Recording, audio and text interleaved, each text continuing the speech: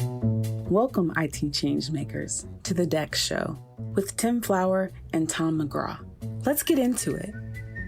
Hello, changemakers. Welcome back to Reality Bytes. This is the very, very special end of year edition. It could be the case that this is in fact the last Dex Show / Reality Bytes you get of 2023. And there may be, we're not quite sure yet, at the time of speaking, a bonus episode for people, but there will at least be a couple of weeks off.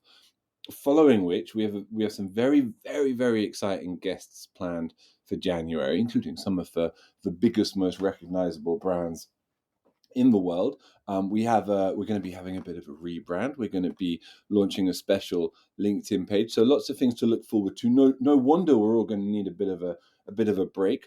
But before we go on that break, it is what is now the customary, the second in a row at least, end of year special edition. And I'm delighted to say we've got the entire Reality Bytes crew here with us. And that not only includes all of the usual participants, but our producer, Catherine, who I think it's worth giving a shout out to since she's done so much in the background all year long. Hi, Catherine. Thanks for doing that. We appreciate you.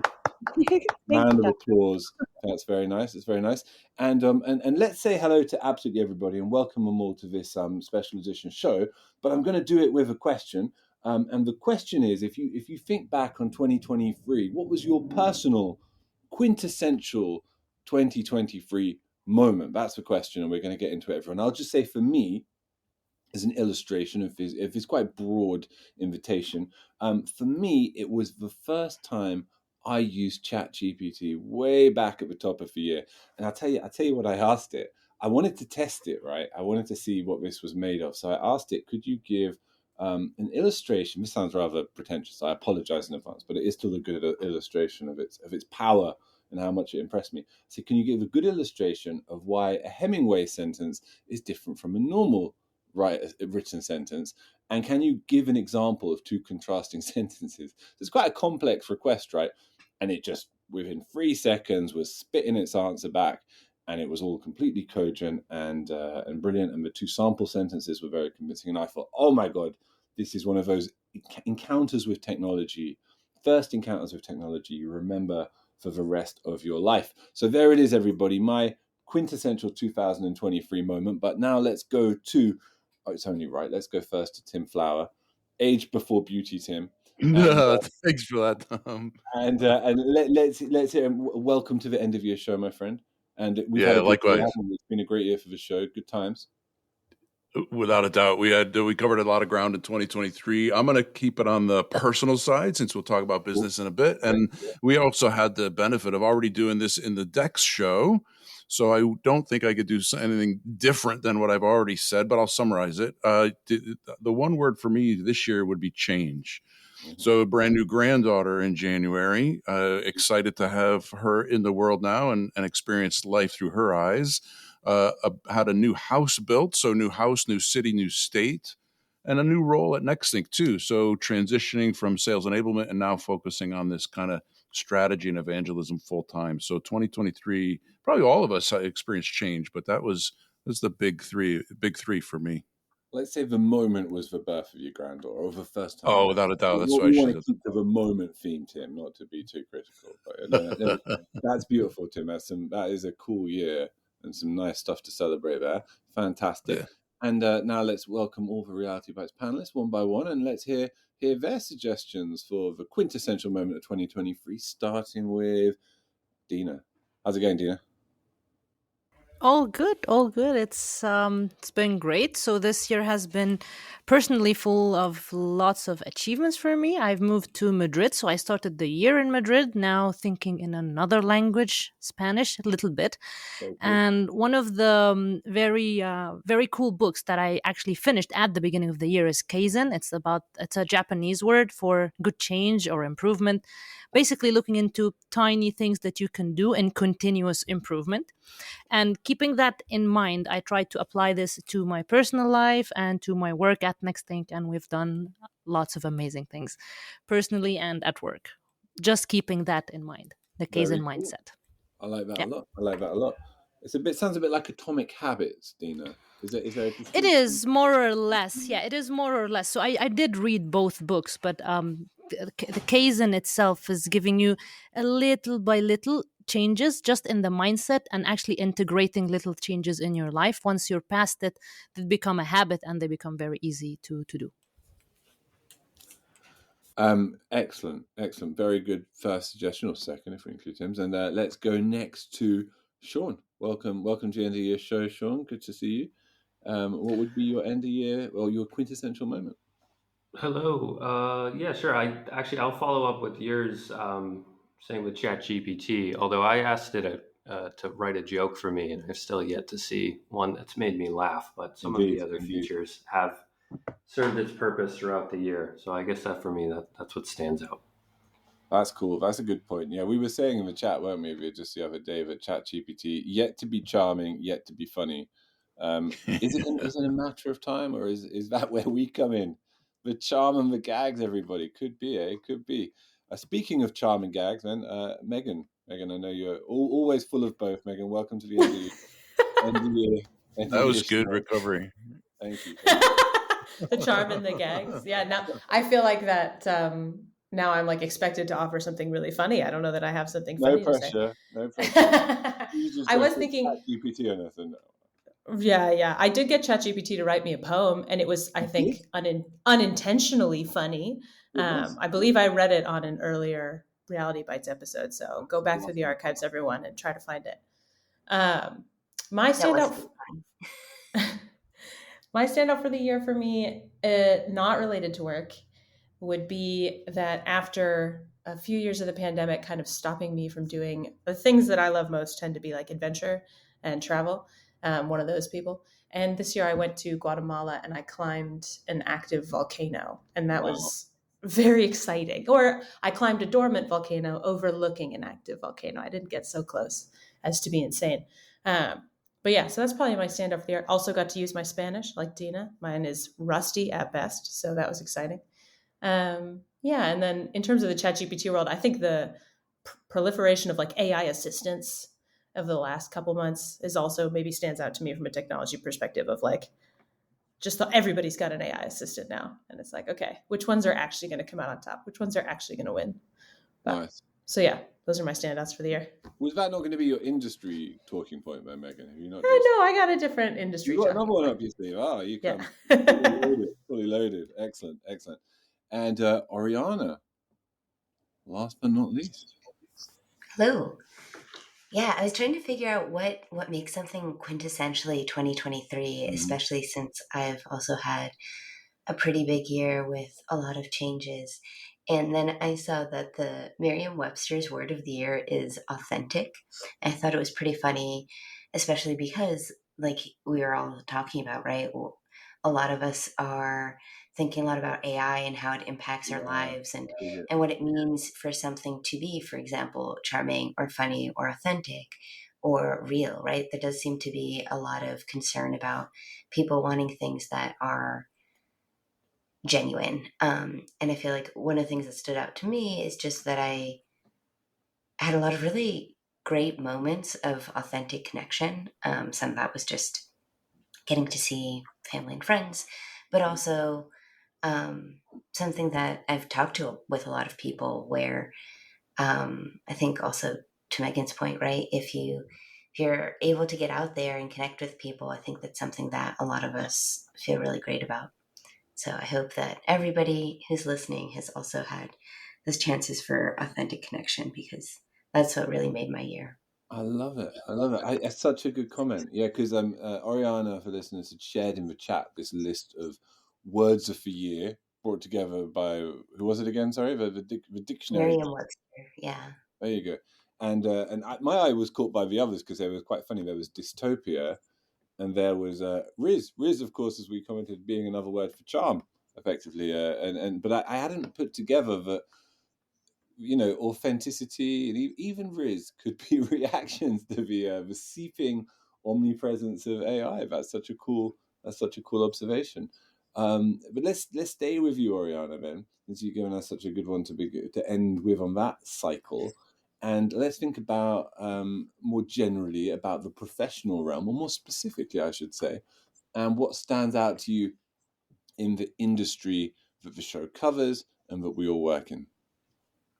Yeah, so actually, mine are connected, and this is probably not a shocker to anybody who listens to this podcast, but something that I've been talking to with a lot of people is this idea that IT work is never done. This is sort of one of the big challenges with technology, right? Is that you're never going to solve all of the problems, right? I've talked before about how even when we start to rely on things like automation, it just creates new types of work. And one of the reasons why I think this is really interesting is for a few different things. One, it introduces this question of how do we measure success? And that's something we've been thinking a lot about from a very pragmatic standpoint. And I think is a very big question across the industry right now is how do we figure out what is our impact? How do we measure success? And it's also very important from my psychology hat. It's really important to be able to celebrate wins, right?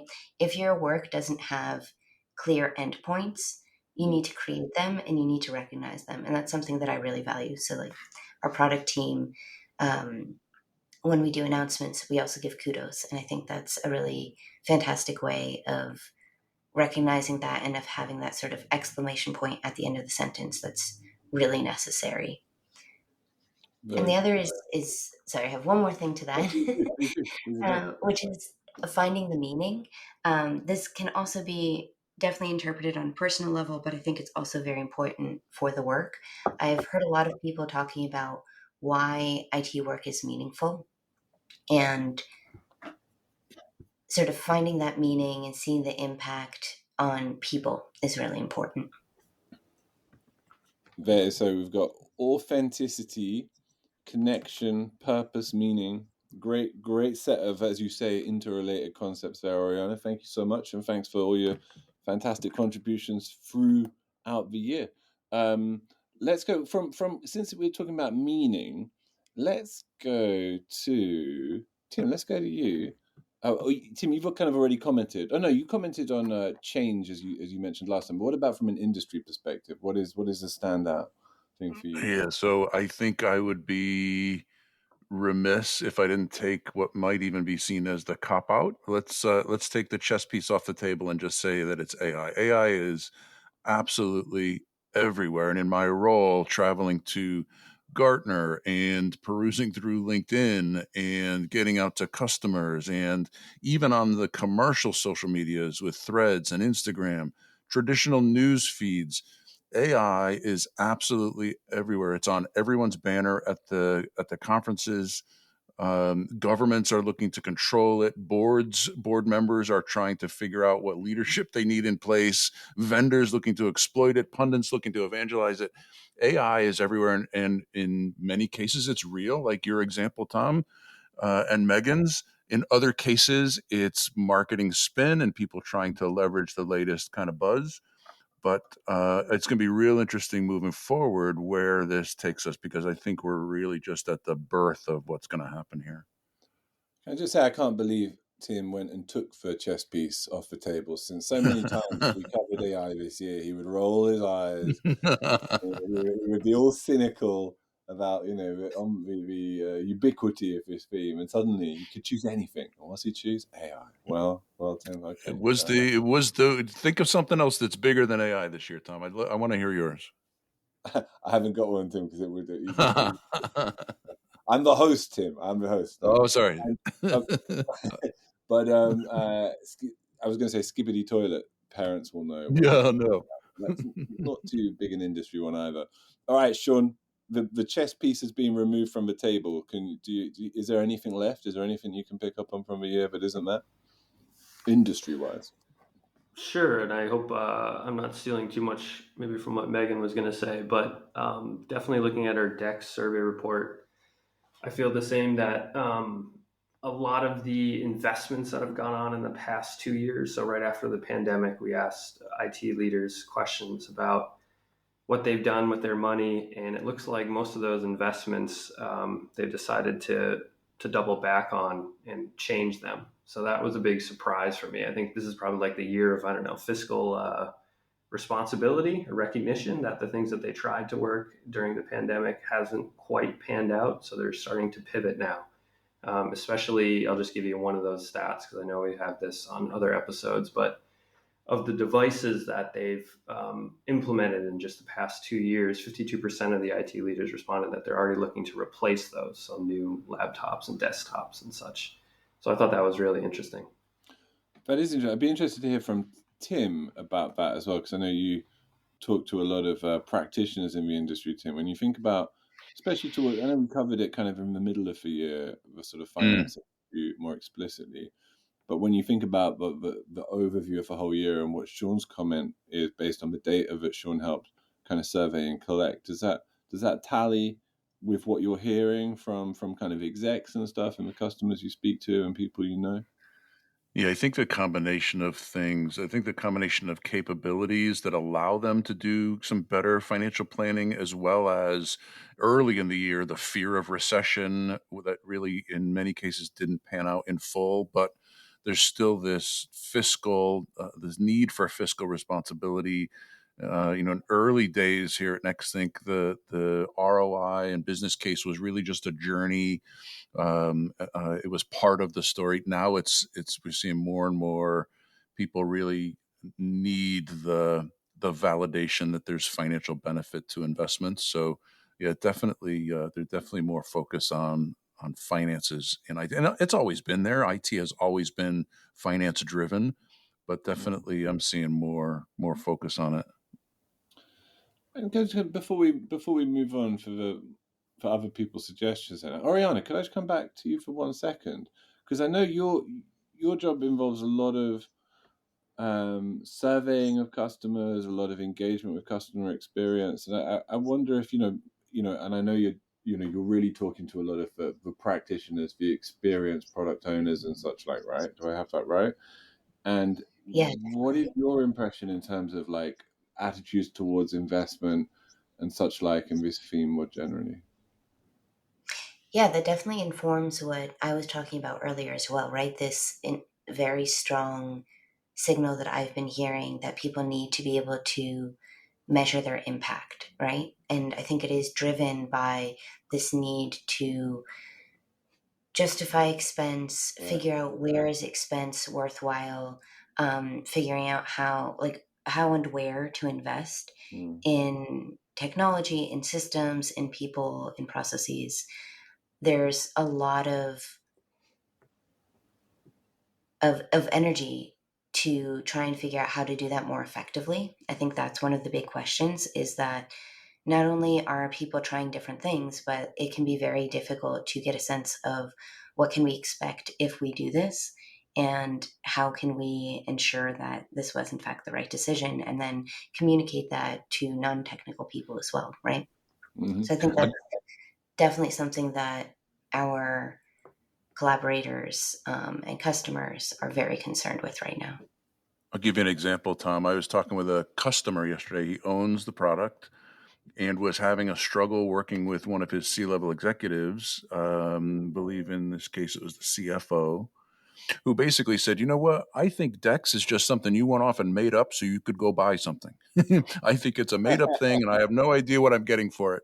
And he was struggling to do exactly, Oriana, what you're talking about, is communicate the demonstrable benefit in finances that this capability brings. We had a really good conversation of how to do that. And also bring in other C-suites like the CHRO and get the kind of the human resources folks on your side. But demonstrating benefit is big, even for things after the purchase. I'm going to put links in the show notes to Darren Wright if people haven't seen it. Darren Wright, live deck show at Boston or London this year on the Experience Tour, who has some incredible data, of course, famously around demonstrating value and some challenges with doing it internally as well. I think he's the first to admit in terms of communicating that value to different parts of the business and using it as justification. We've still got a couple more panelists to hear from in their year roundup, and I think Sean alluded to it, Megan. That you too have have gone back to that incredible state of the industry DEX survey that Sean spearheaded with Vance and Bourne this year for your kind of key talking point. Yeah, it was actually kind of more the talking point that you guys all just went over. So I don't know if I'm being repetitive here. I think so when Sean said he hopes he's not stealing your thunder, he was literally boldly quite literally grabbing it out of my hand. Wow. No, it's all right. It's all right. As well, Sean. How could you? Sean and I will have to battle it out in the alleyway afterwards. Sorry about that. I blame the host for asking questions first. She's gonna throw you in a volcano. Tried to come up with an alternative. Never mind that it's a podcast. You just think on your feet, Megan. You had a few minutes there. Come on. All right. I did have a few minutes. No, I mean, perspective on investment, finance, and value. Come on. Well, yeah, sure. My as I was thinking kind of about the year, and I was thinking actually what I was really thinking about was how much bigger our experience event was this year than the previous year. Like there were just more people, and the audience was larger, and I was kind of thinking like, okay, it's cool, right, that we've obviously seen growth in interest in DEX. And as Tim was saying, like people focusing on how do I prove the value of this strategy? And I think that dovetails nicely with this other sort of trend that is the one that Sean highlighted of people are, businesses made these massive investments through the pandemic and after the pandemic in their digital workplace, in their technology stack, huge investments. And now they're kind of slowing down and saying, okay, what's the ROI of this? And how do I measure that? And I think that the kind of like the visionaries and the change makers like see that DEX can be a way to assess that, right? It's a new kind of strategy, a new way of thinking about how do I measure ROI? How do I see the value of these investments that I'm making beyond, okay, we have X number of users using it on a daily basis and it has, the lights are looking green on the application side.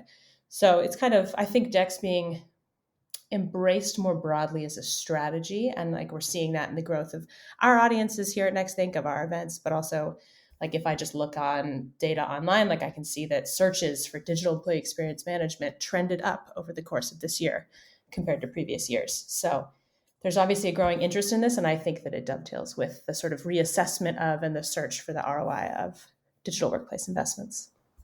Megan, considering your talking point was completely stolen from you in broad daylight, I think you did a very, very good job at adding something to it. Fantastic. Not to worry, Sean, we don't hold it against you. And let's take it easy on the accusations, okay? I don't know about that. Bold daylight. It was pretty, yeah, stolen right out of your hand. It was his survey, Megan. To be fair, But okay, so we are ending this round robin and ending really the commentary on the year with Dina, which is I think a great place to end it. And so the last word, if we don't do the bonus show, which we might, but the last word of Reality Bytes for 2023 effectively is with you, Dina. No pressure. What is? No pressure at all. No pressure.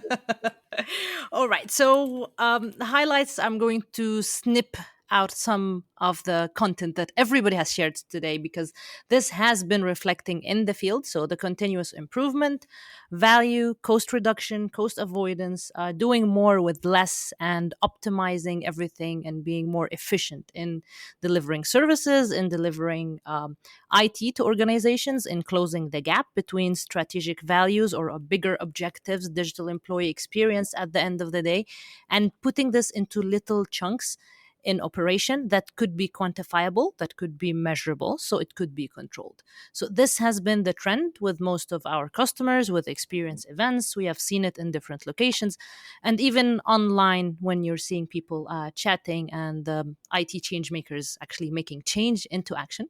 So this has been my observation for the whole year long. And I think the continuous growth for digital employee experience is blooming. We are just at the beginning of spreading out much bigger, more mature, and I think more efficiently. And hopefully in 2024, we'll have more of this and improve, whether it's going to be with the help of AIs, whether with the help of ChatGPT or whatever comes along in between that is not going to make the jokes that we can do or be as charming as we are. Quite so. Brilliant last words, Dina. And I think it's fair to say, bullying Sean aside, with everybody's comment had a similar kernel focus, and I think we've definitely hit upon the broad theme and feel of 2023 here. And we will be back with more charm and more gags, as Dina says, in the new year. We'll be doing our predictions piece early in January. So you'll hear from us then. But we just want to go out by thanking absolutely everybody who's listened to the show, who's downloaded any of our episodes. We've had around 7,000 downloads across the entire year, which is absolutely incredible. We're so grateful for everybody listening, for everybody who was able to come to the Experience Tour. We really appreciate you all. And huge thanks to, as I said, Catherine, our producer, and of course, everybody on the panel, Tim, Sean, Megan, Dina, Oriana. Appreciate it hugely, and it's been a great year. Looking forward to kicking off the new year with a new series of shows, and we hope everybody has a fantastic Christmas, New Year, and holiday season. Happy New Year. New Year. Thanks, everybody. Take care. To make sure that you never miss an episode, subscribe to the show in Apple Podcasts, Spotify, or your favorite podcast player. And if you're listening on Apple Podcasts, make sure to leave a rating of the show. Just tap the number of stars you think the podcast deserves. If you'd like to learn more about how NextThink can help you improve your digital employee experience, head over to nextthink.com. Thank you so much for listening. Until next time.